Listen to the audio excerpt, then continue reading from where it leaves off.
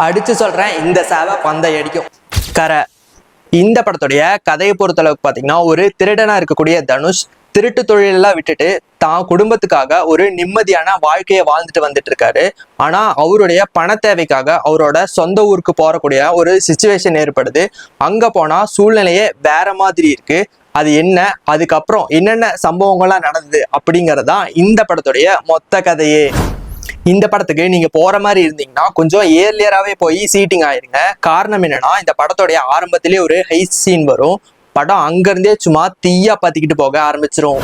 இந்த படத்துடைய தரமான விஷயமே ஹெய்ஸ்ட் போர்ஷன்ஸ் எல்லாமே தான். எஸ்பெஷலி இன்டர்வலுக்கு முன்னாடி ஒரு பேங்க்ல கொள்ளையடிக்கிறதுக்காக போவாங்க. அந்த சீன்லாம் சும்மா பரபரப்புடைய உச்சியில இருந்துச்சு. சீட்ல சாஞ்சு உட்கார்ந்தவங்கலாம் சும்மா சீட்டோட எட்ஜில் வந்து உட்காந்து பார்த்துக்கிட்டு இருந்தாங்க. ஹெய்ஸ்ட் போர்ஷன்ஸையும் தாண்டி இந்த படத்துல ஃபேமிலி எமோஷன்ஸ் நிறையவே இருக்கு. அந்த சீன்ஸ் எல்லாம் வரும்போது ஒரு சில இடத்துல ஸ்லோனஸ் ஃபீல் ஆகும். ஆனா அது எந்த இடத்துலயுமே உங்களை போர் அடிக்காது. தனுஷ் ஐயாவோட நடிப்புக்கு தீனி போடுற மாதிரியான ஒரு ரோல். மனுஷன் சும்மா மிரட்டி விட்டுருக்காப்ல. அந்த பக்கம் பாத்தீங்கன்னா ஜிவி பிரகாஷோடைய பிஜிஎம்லாம் சும்மா தியேட்டரே தெரிக்குது. வாய்ப்பு கிடைச்சா நிச்சயமா உங்க ஃபேமிலியோட போய் ட்ரை பண்ணுங்க.